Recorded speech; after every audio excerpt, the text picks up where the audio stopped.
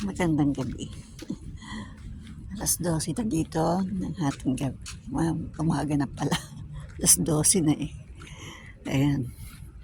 Andito pa rin ang tubig. Hindi pa nawawala. Ayan yung kanina kong binidyohan. Oh, grabe. Diyan pa rin ang tubig. Ayan. At yung police car, andun pa rin naka-stuck.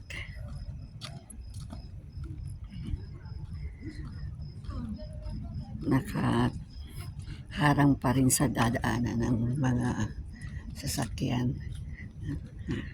Grabe yun. Bahang-baha pa sa ilalim ng metro.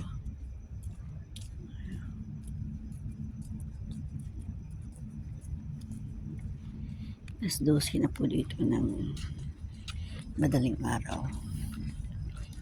Pauwi na ako. Galing sa work ko. Ayan yung police car. Kanina pa yung pagpasok ko ng alas 12 ng tanghali. Ayan. Hanggang ngayon andiyan pa rin kasi baha pa rin dun sa ilalim ng metro. Kaya hindi pwedeng daanan ng sasakyan. Ayan. Ayan yung police car. Ayan yung palang po.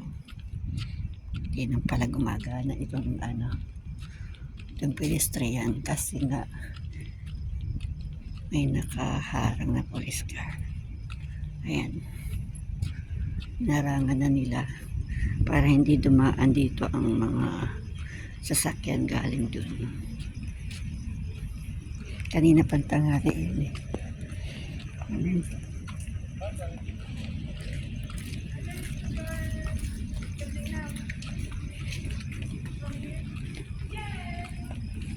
Thank you for watching. Bye-bye po. Dadaan ng taxi. Hindi niya alam na walang daan dito. Nababalik yan. Ayan, bumalik siya. Walang daan dyan. Bumalik kayo. Balik sila. Hindi nila alam eh. Ayan, bumalik na.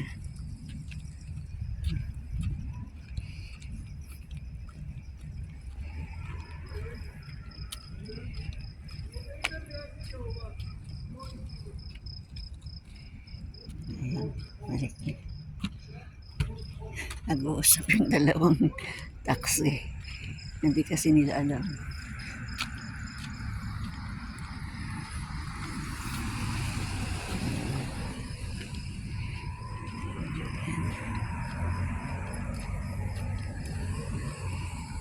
Bumalik din ang taxi.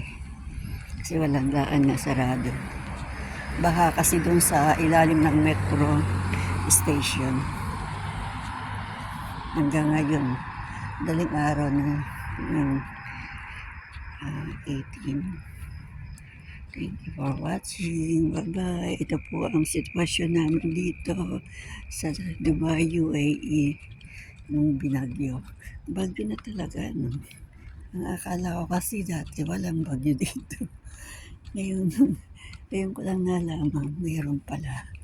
Pero 5 years na ako dito, ngayon ko lang na-experience sa ganitong ulan. Sobra. Talaga pong sobra.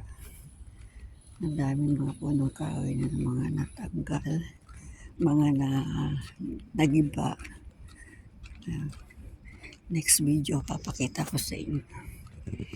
Thank you for watching. Bye-bye.